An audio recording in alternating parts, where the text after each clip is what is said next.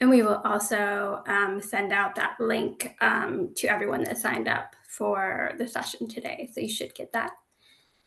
And then also before I get started, I just wanted to let everyone know a little bit about myself. So I am an attorney at BEH, and I very randomly specialize in employment and real property issues. And one of the reasons I ended up really focusing on real property issues is we had a client that had a bond initiative that passed, and they were just really had a lot of properties they were trying to buy up quickly. And I had the capacity for it, and I ended up doing a lot of real property transactions. And so I really deal with transactions from like across the spectrum, where we have a client who is a governmental entity who is buying or selling just open land.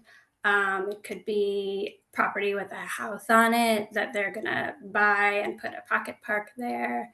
It could be a commercial structure. It really goes kind of like across the spectrum. So that's a little bit about me. Um, Two other things just to note for the presentation. I am going to take questions at the end. I've reserved about 10 to 15 minutes at the end for questions. So if you have questions, if you could put them in the chat, that would be great. And just note, I'm not going to answer those as I'm going along, but I'll answer them at the end. And then also, we're hoping to eventually do like a real property 201 session. So if there are things that I didn't cover in the presentation that you think would be helpful, that feedback would be good for me. And then also, some of these areas, I'm just going to skim over things pretty quickly to sort of get through this overview. So if there are some things that I go over that you would appreciate more in-depth information on, let us know that too. And maybe we'll be able to cover that in a future session. So today, I'm basically going to go over some of the applicable state laws that apply. The governing body approval process. And then, once you are going to buy or sell property, what negotiating the deal is and what those first steps might look like. I'm going to go over like some of the major provisions that you'll want to make sure you have in a purchase and sale agreement. And then in that purchase and sale agreement, you're going to cover some issues like title review. So I'll go over what that entails, and then due diligence and some of the sort of main points of due diligence that you want to potentially cover. Then issues that come with closing. So when you are going those final steps, what you need to be aware of then, and then potential like post-closing issues that happen post-closing, but they're probably things that you might want to consider before the closing. So I want to just share with you a clip from one of my favorite shows, Parks and Recreation. And in this clip, Leslie is trying to convince the city to basically open and start the smallest park in Pawnee. So you might need to put your closed captioning on to hear the volume, because it's not the best sound quality, but here it is.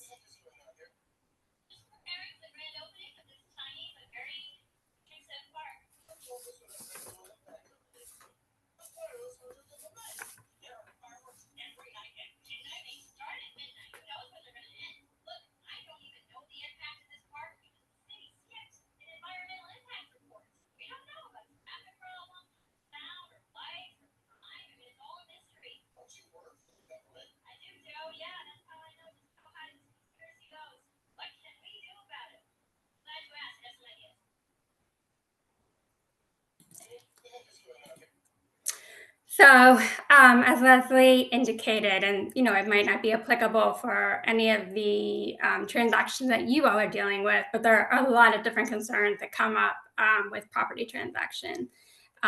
Like she said, maybe there's an environmental impact study, maybe there's a traffic impact study that needs to be done. Those are usually more land use issues, but with real property transactions, you also sometimes have a lot of opinions that the public might have about them too. But anyways, I wanted to cover here in this presentation, like some of the legal aspects, but then some of the also just the process and the things that you want to be aware of as you're going through the process, and then maybe some terms that you might not be familiar with and explain what those are too. So one of the first things that I wanted to go over are the applicable state laws. And this is not an exhaustive list, but I wanted to provide you with some of the basics under state law. And one of the main ones is ORS 271-310. And that's basically when an entity is selling property. And as you'll see, there's more restrictions and some more processes that have to happen often when you're selling property, but basically have to determine that it's no longer needed for public use, it's surplus, or when the public interest may be furthered by selling that property. So for a governmental entity, the easiest way to do this is to, as we talk about this process, so we get further down on all these steps, but one step could be a resolution that you have for your public body that's saying, we don't need this property anymore, or we don't feel that this, we feel that the public interest could be furthered by us selling this property because of X, Y, and Z. But making sure that your governing body takes that step of declaring it surplus or declaring that the public interest will be furthered by selling the property. And I think you can do that through a motion, but a lot of times I recommend doing it in a resolution so that you have that record of it. And I'm going to talk a little bit more about why that might come in handy later on in the process. Then there's also ORS 271-330. And here you can see that a governing body can basically relinquish title to the property to another governing body, and there's not as many restrictions on that. So when you're selling property to a private entity, there's going to be a little bit more restrictions on that. So that's one thing that you should be aware of.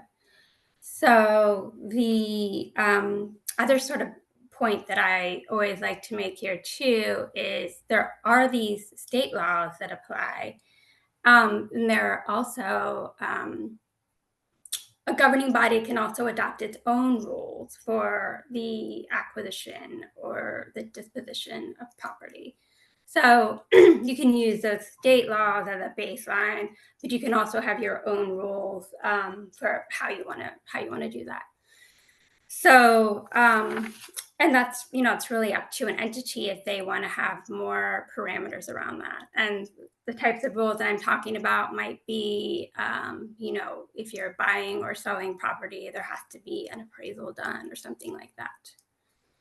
So the next slide here is the sale of property by a city. There are going to be more requirements around a city selling property, which I'm going to go over right now. So under ORS 221-725, that's where you'll find this sort of process that the city has to go over. When they consider it necessary or convenient to sell the property, they have to post a notice of the sale in a newspaper of general circulation in the city, and they have to hold a public hearing concerning the sale. And here I've listed out the notice for the public hearing has to be published at least once during the week prior to the hearing. And you basically have to have this information in that notice: the time and place of the hearing, a description of the property or the interest to be sold, the proposed uses for the property, and the reasons why the city council considers it necessary or convenient to sell the property. So go to the next slide, and we have more of the process from ORS 221-725. You also have to have the nature of the proposed sale and the general terms. So that's including an appraisal or other evidence of the market value of the property that has to be disclosed at the public hearing. And any resident of the city must be given the opportunity to present a written or oral testimony. So that's a lot. That's all in 221, 725. But I think the thing to remember here is going back to my earlier point about that resolution. For a city, it's going to be great to have a resolution that's basically stating this is surplus property. We no longer need it. We published our notice on X date. We had our hearing on X date, and then in the resolution itself, you can have the purchase and sale agreement as an attachment, but you're authorize your city manager to acquire the property, to sell the property. Or on the flip side, you can also use that same resolution form if they are buying property too.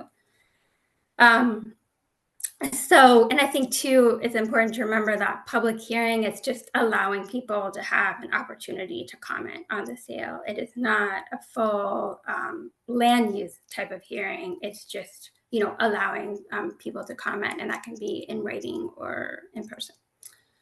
I briefly touched on it here. When a county sells property, there are different laws that apply. And a lot of that can be found under ORS 275.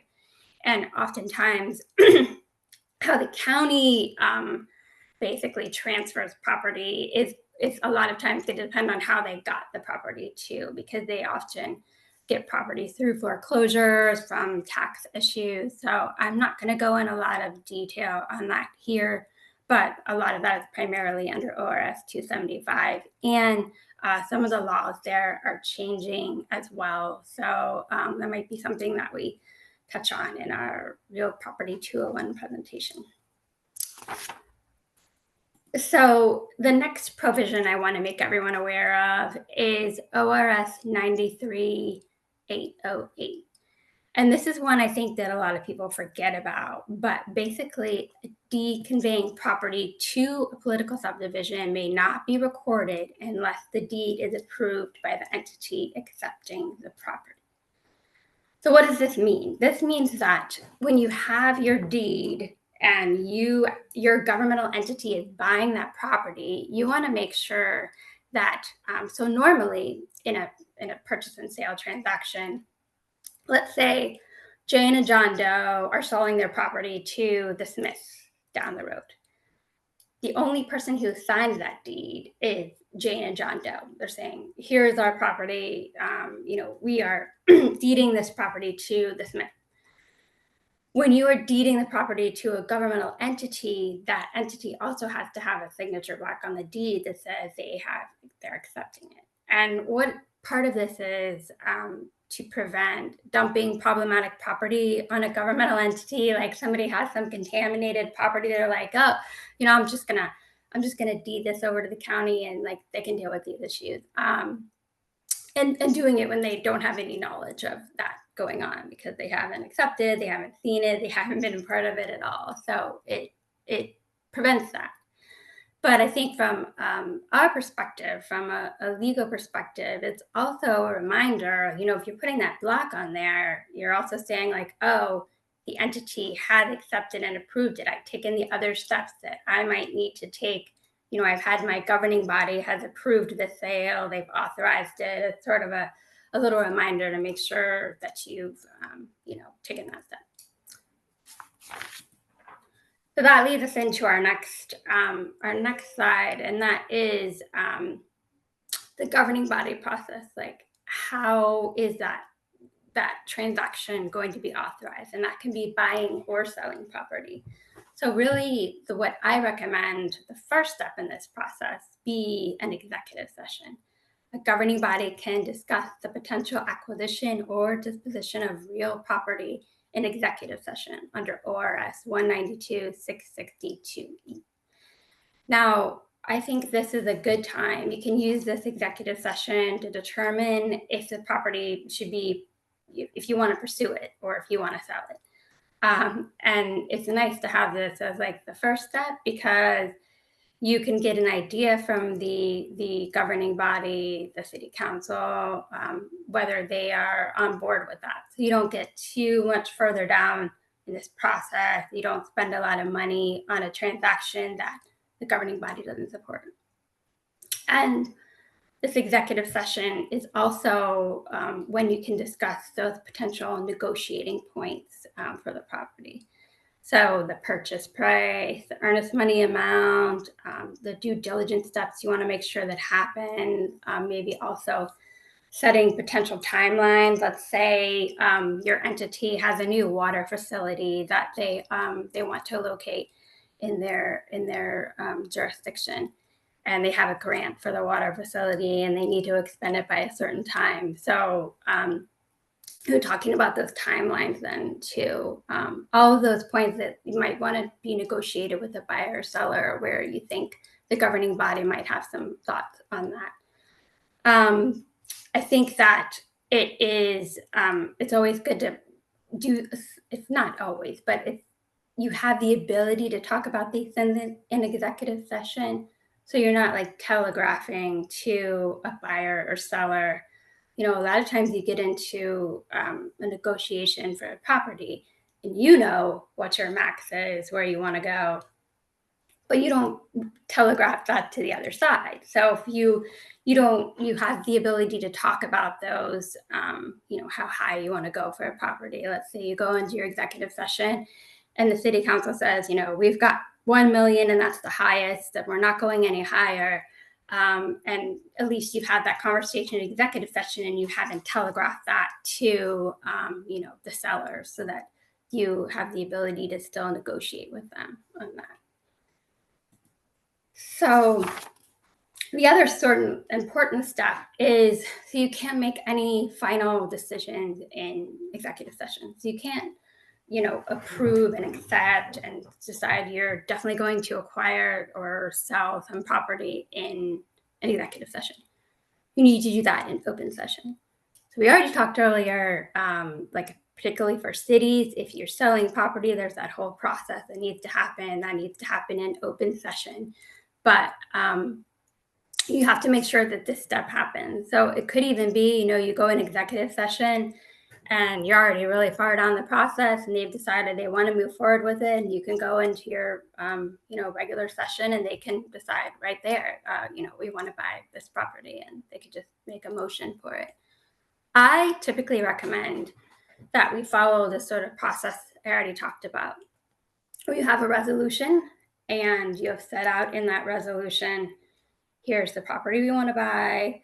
If you have any process that you need to follow, that can be under state law or your own, and internal policies that your governing body has.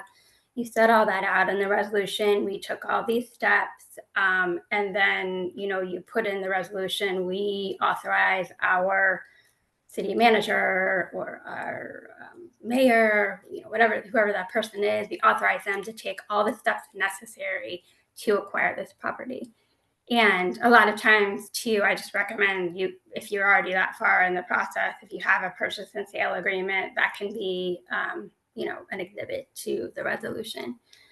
And as I mentioned, that can be the resolution where you declare it surplus, or that you're furthering the public interest by, selling it. You want to make sure that you have covered that if you're selling the property.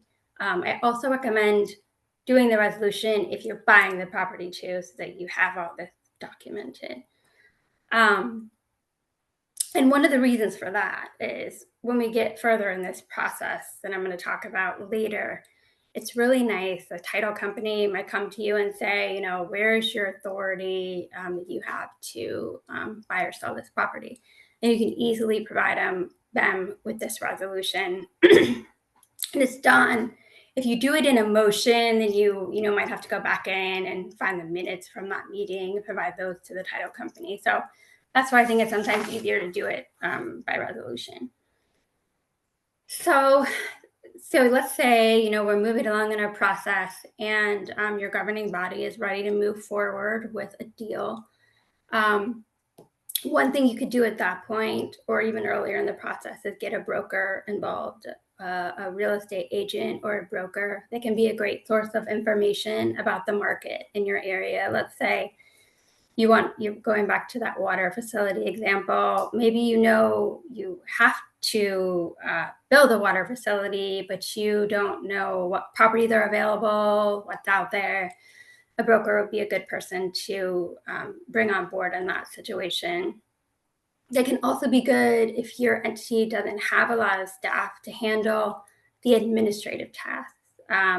What I mean by that is, like, let's say you need an appraisal or you need a survey, inspector needs access to the site, like those types of things. The broker can help you with that and help out with those types of tasks. They can also help with tricky situations. If you have reluctant sellers, maybe you have remediation on the site, there's going to be extra steps with DEQ. You have appraisal issues. Sometimes they can line somebody up quicker than you could. Surveys, so they can be a good resource. Another thing to think about is, let's say we'll use our water facility as an example. You've identified some property that you think would be great for this project, and you understand that the owner, potentially wants to sell it, but you still need to do a feasibility study. You need to really figure out if that's going to be the best site for your facility. So you might want to enter into an exclusive negotiating agreement with the seller. Or vice versa. They could enter into it with you, but it basically, primarily what you want to get out of that is that it gives you, they say, we're not going to sell our property to anyone else during this time period. We're not going to negotiate with anyone else. We're going to keep this information confidential to the extent possible under the public record law. But that's the type of thing you can get from an ENA. If you're even further along in that process, let's say, this property is going to work. You don't need a lot of time. You just need time to maybe hammer out some of the details for a PSA. You could have a letter of intent.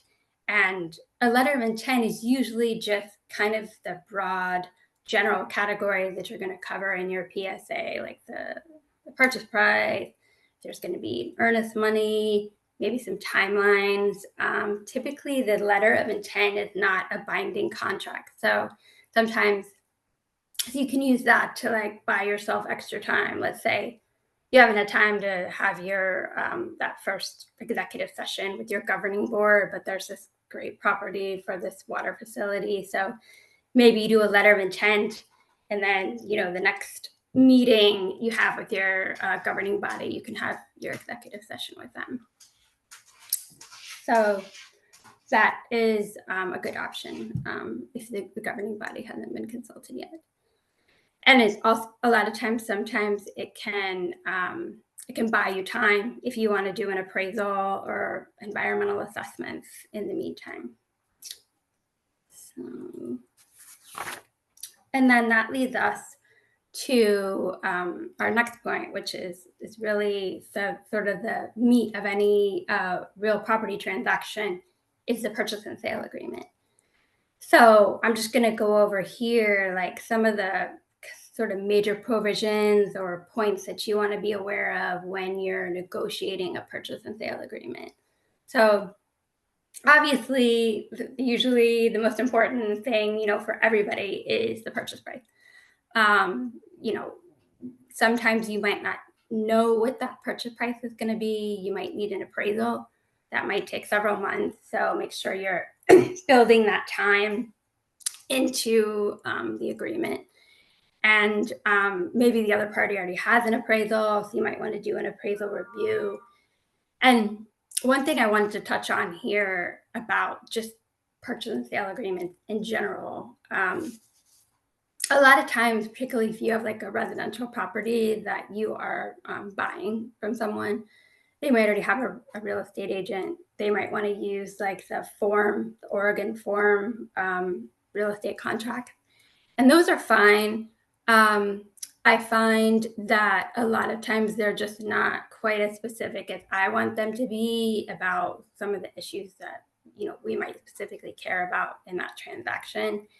And one of the biggest things is, if they don't have, those contracts have like the financing contingency provision, but they don't have you need to get your governing body to approve it first too. So, if you're still in this process and they haven't approved it yet, that's usually not in those form real estate contracts. So I'm going to talk about that a little bit later, how to include that in your purchase and sale agreement. But in general, I don't usually use the form real estate contracts, but we have clients that use them and I review them and that's fine.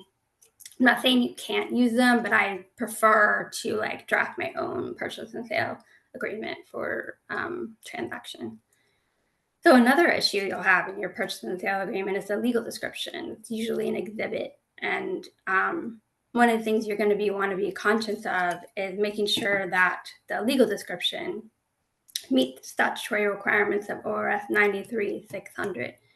And why is that? Because when we get further down in this process and you're recording your deed, you want to make sure that your legal description is a legal description. So it meets the requirements of ORS 93-600. So it has to be described as a subdivision, lots, blocks, and addition names, partition plat, meets and bounds, or it can be a recording number of a current vesting deed, which we'll talk about what a vesting deed is in a little bit. But you cannot just use an address and you cannot just use a tax lot number. I've had that come up before. The tax lot number is not going to be an acceptable legal description for you to use when you go to record that deed for the property. So, and then the other issue will be what type of deed are you going to be transferring or getting from the buyer or seller? And there's different kinds of deeds that we have here. And Oregon has basically forms of different kinds of deeds. And I put the ORS reference here for all of them. And I've listed them here in the order of what you prefer to when you're buying property, what you want to see with that deed.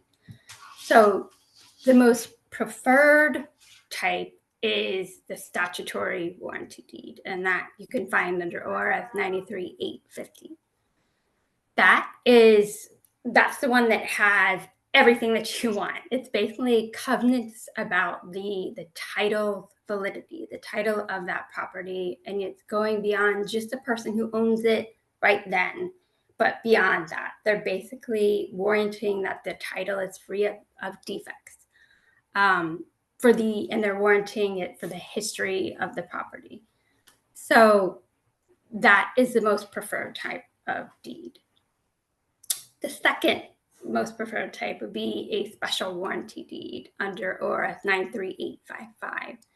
This is similar to the statutory warranty deed, but it's more limited.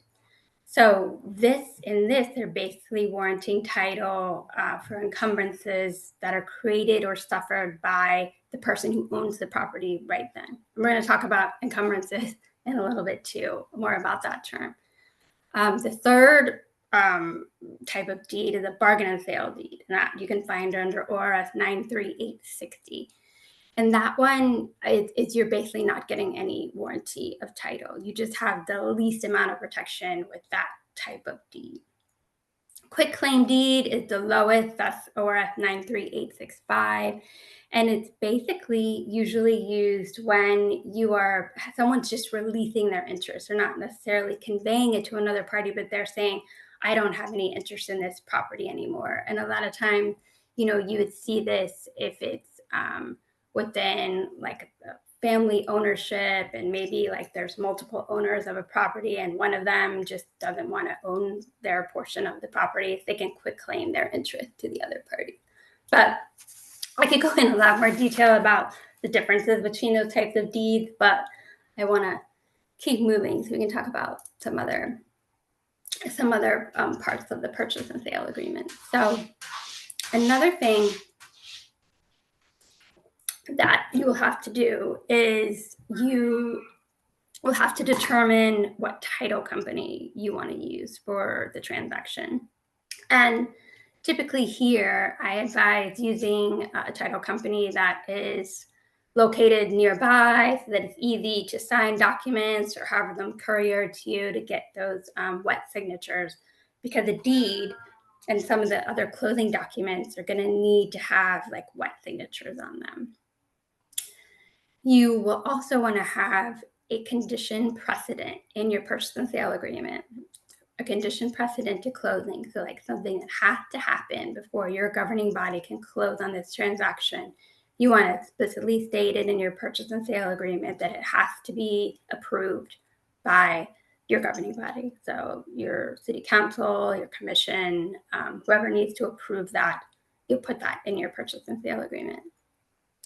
You'll also oftentimes have representations and warranties in a purchase and sale agreement. So what might this cover? Somebody who's selling it might warrant that they have not brought any hazardous materials on the property, that there are no contracts, leases, or other agreements that are affecting the title. They might be warranting that it has access to a public road, or that there's no pending governmental action against the current owner. And then something to be aware of here is how long is it going to be in effect? So sometimes people just have, sometimes it can just be, we're warranting this and it can be forever.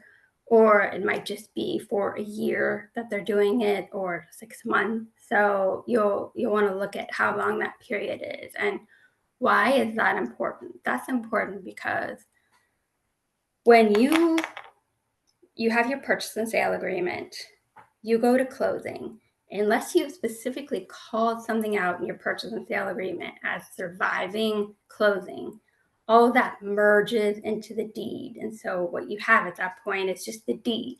So if you have a restriction on how you want that property to be used, if you're selling it, you need to make sure that that's in the deed. Or you need to make sure that if you have some other obligation that's going to survive that purchase and sale agreement, you need to clearly call it out in the purchase and sale agreement. This obligation survives closing. And, that could be anything. Let's say there's been a partition and one of the parties is keeping, part of that property, and the other party has to put a fence up, but that's not going to happen until after closing. So if you're going to make that part of the deal, you want to make sure, if you put that in your agreement that, this obligation survives closing. You might also have like as is clauses, and this is going to be particularly important when your entity is selling property. You want to say, we're selling this property as is with all defects. The buyer needs to do their due diligence to determine if there are any issues with this property. And oftentimes, if you're buying property, the seller is going to want to put something like this in the agreement too. You also want to make sure there's indemnification clauses, particularly if you are allowing, you're going to be selling property, but the buyer is going to be coming on the property to do investigations or inspections. You want to have like indemnification language in there to make sure that they are covering any damage that might happen when they come on the property for those inspections. And then you'll also probably want to determine like who's responsible for the closing costs. Is it going to be shared equally? Is one party going to handle it versus another? So you'll want to set that out in your purchase and sale agreement. So it's not an exhaustive list, all these things to put in your purchase and sale agreements, but they're just things that I wanted to mention that I think are sort of like the major points that are typically negotiated in purchase and sale agreements. So one part of the due diligence process, and something you're also going to mention in your purchase and sale agreement, where I'm going to go in a little more detail on a couple of items. And the first one is a title review. So you're going to want to determine, what encumbrances, what's applying to this property that I need to be aware of. And what do I mean by that? I mean, are there mortgages? Are there liens? Are there easements? So the way you figure that out, the best way to figure that out is to get a order from the title company, a preliminary title report. And you can do this even before, you can do this, this can be your first step. We'll go back to our water facility example. You know about that property and you think that would be a great one, but then you remember like, oh, didn't they maybe have some like DEQ orders against that property at some point? So you're like, I might want to find out a little bit more about that. Like, did they pay those DEQ fines? So you can order a preliminary title report from the title company. And this is going to provide you with the vesting deed. And the vesting deed is like right now, this is the deed that applies to this property. Like who owns it? How did they get it? Who owns it? And what is the legal description? And so that gives you a first thing, like you want to make sure that your purchase and sale agreement you have is with the party that owns the property. And, sometimes what can happen is there's one entity that owns the property right now, but it might have been somehow, transferred to a trust, or a trust owns it. And you just, it's good to know like who actually owns it. So you can make sure that you're contracting with the right party. And it's important for the PSA, but it's really important for the deed to make sure the right person that owns it is the one who is transferring that property to you if you're buying the property. And then, as I mentioned, this preliminary title report is also going to reveal to you what the recorded encumbrances are against the property. And so that's important. These are the recorded ones. These are the ones that have been, documented with your county recorder's office. And that's going to be the mortgages, the liens, the easements, ECNR. It could be land use decision. There could be a plat, it's on a plat. So then you have to actually go into the plat and look and see if there's any restrictions that might apply. If there's encroachments that are recorded against the property, taxes that are owing. Like I said before, my example with the water facility, like maybe that property has some DEQ fines that are still recorded against the property. So this preliminary title report is going to give you all that. So it'll give you a list of that. And then usually what they do is like, you'll be able to link the actual recorded document, and then you'll, be able to pull it up. And like, for example, with an easement, you want to look and see, PGE has an easement and they have some overhead wires, and that might affect us being able to build this water facility, or we have to get their permission to build a structure under there. But that's what it'll tell you. And you'll want to know about that, A, just so you know about it, but B, also, what do you want to negotiate with, if you're buying the property, what do you want to negotiate with the seller to try to remove? So let's say, for example, there was an encroachment on the property, and it's recorded. Somebody in the back of this property has a shed that the owner has allowed them to keep on this property, but that's not going to work for you. You need it removed because that's where your water facility is going to go. So, it might be something that you want to negotiate with the seller before closing. Like, you need to terminate that encroachment agreement. So the other issue that you're going to want to cover in your purchase and sale agreement is due diligence. So you're going to want to list out that you're allowed to do your property inspections, surveys, and, do you even need a survey? That's discovering the boundaries or encroachments on this property, the due diligence documents. And what I mean by that is your request from, the current owner, if you're buying the property, all the relevant documents they have about the property in their possession. And then you're probably going to want to do an environmental assessment 1. So that's the first step. And that's determining if there is any potential environmental contaminant hazards on the property. The environmental assessment 2 will tell you the extent of that. And then 3 is the remediation step. So in a purchase and sale agreement, really, you're probably only going to touch on, you want to be allowed to do an environmental assessment 1 and 2 if needed. And then a lot of times what happens if you get to 2, there is contamination, it needs to be remediated, you're probably going to have to do an amendment to your PSA to get that third step, like what is the remediation going to be? Who's going to pay for that? When is it going to happen? Are we going to push closing out? Like those types of things. And, that 3 is where you decide who's going to pay for the cleanup. I think the biggest issue I've run into sometimes is people don't want to allow an environmental assessment too, because they want to just be able to move on and sell their property to somebody else who maybe doesn't care as much.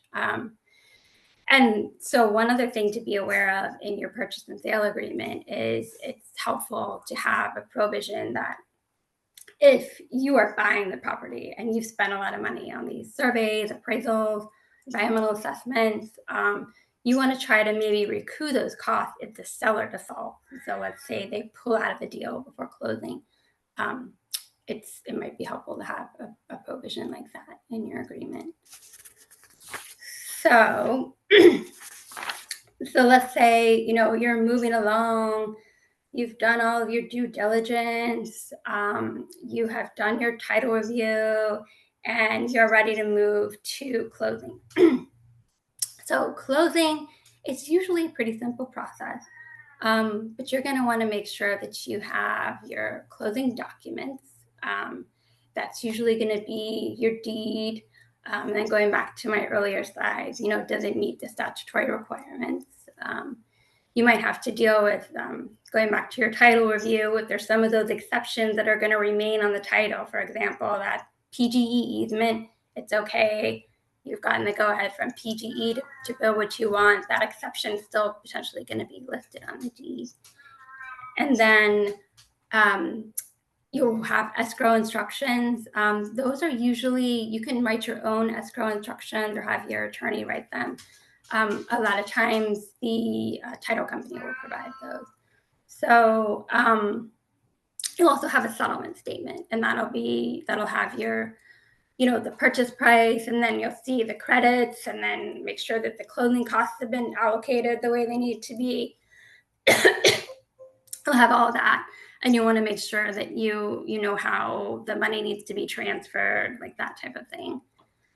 And then you'll also want to handle you'll have title insurance that might come with that sale. You'll have a provision in your purchase and sale agreement about it, but you'll want to decide if you want standard versus extended title insurance. And the standard title insurance is basically that is going to insure against like those ascertainable, recordable issues that you found through your title review. And that's, as I said, standard, but it tends to be pretty standard in, purchase and sale agreement. Extended title insurance is typically always paid by the person who's buying the property because they want more title insurance to apply for that. And to get extended title insurance, you have to usually do a survey.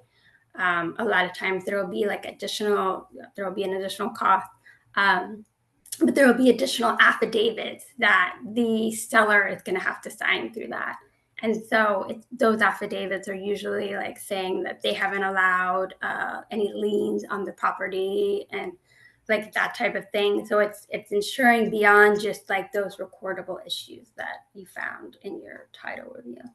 And I could talk more about that too, but I don't have a lot of time to get into the details of title insurance. But then you also have the authorizing documents. Like I mentioned at the beginning, this might be where the title company comes to you and says, we need to get your authorizing documents. So we need to know, if you're authorized to like buy or sell this property. Then, basically at that step, you've got all your documents done and ready. Usually this will happen through your title company. They, they have you all sign them, might have the wet signature on the deed, and then they get recorded. One little kind of step that you should be aware of is that when under ORS 311 you might need to you'll have to have a certificate of tax compliance because you're a tax exempt entity. but usually this is handled through your title company or escrow. So a lot of times, you won't have to deal directly with that. So after closing, there's not a lot that you have to be aware of after closing. Usually the recorded deed will be mailed to the entity recorder after closing. Like you'll have the deed and it'll up in the left corner of the deed. Usually there'll be language there that says, after recording, please return to city of any town, attention, city recorder. So yeah, that'll be there. So hang on just 1 second. Okay. And another thing you might want to be aware of after closing are leaseback agreements. So let's say you bought property. Let's go back to our water facility. You bought that property, but you don't need it for a while. Maybe you're leasing it back to the person there. So that might be something that survives closing. You might also need like a holdback agreement where, let's say you're allowing that person to lease back that property and they're going to keep some personal equipment on the property. They're going to be living there. You might want to hold back some of the purchase price in case you get stuck with like having to clean up, some of the issues on the property. So, yeah, that's kind of the things that you might have to deal with after closing. But I'm going to stop sharing that screen and back here and see if there are any questions that we have in the chat. Heather, can you see the chat? Okay. I don't see, I can see the chat, but I don't see any questions in there though, so. Heather, can you hear me? Yeah. Mm-hmm. Okay, we have questions. We've got 2 questions. Okay. I didn't see those. One is from Kelly O'Neill Jr. He says, can you meet in executive session to discuss property donation / dedication as part of a land use process ahead of a hearing that the executive body, the city council, is also involved in hearing through a type 4 land use process? I mean, if it involves the acquisition or the disposition of property, and that could be, and it can be a lease. You can talk about a lease in executive session too. It's pretty broad language that's used there. So if it is a situation where the city would be, it sounds like here, they're donating the property, but the city would be acquiring it through that process, I think that's definitely something they could talk about in executive session. I think it would just be careful that the discussion doesn't go into the larger like land use issue that might be involved there, and that is just limited to the transaction, the actual acquisition, the acquisition of that property. Okay, the next question is from Jim Cheney, and he says, as to the type of deed, bargain and sale, warranty, etc., if the agency is transferring the property to another, it's important that the agency be aware of the quality of title that the agency holds.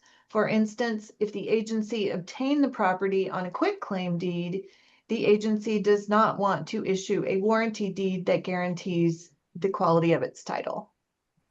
Right. Yeah, and that's a good point. And it was, you want to make sure, oftentimes, it's just one of the reasons I wanted to bring up the deeds is because, yes, you need to be aware of that.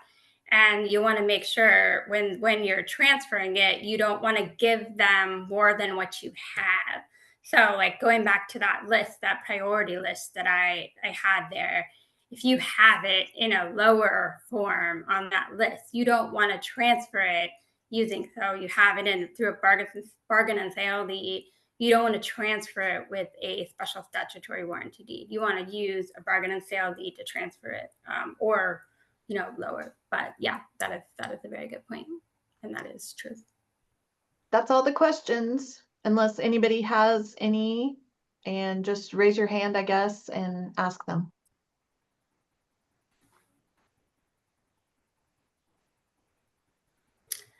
And sorry for my cat. I think my cat didn't like the fact that I had the door closed here. So she's never happy about closed doors. Mac, you can unmute yourself and ask your question. So that was just applause.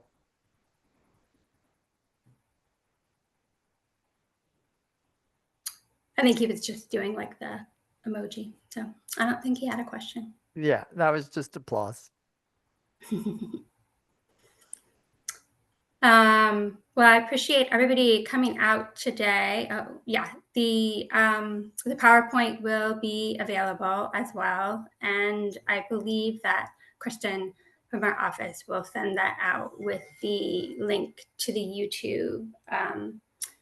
YouTube presentation too. So I think she'll be sending out both of those. And then if you happen to think of anything later, like I said at the outset, that you think would be useful for a Real Property 201 session, let me know. But I appreciate you taking the time out today. Thank you, Heather.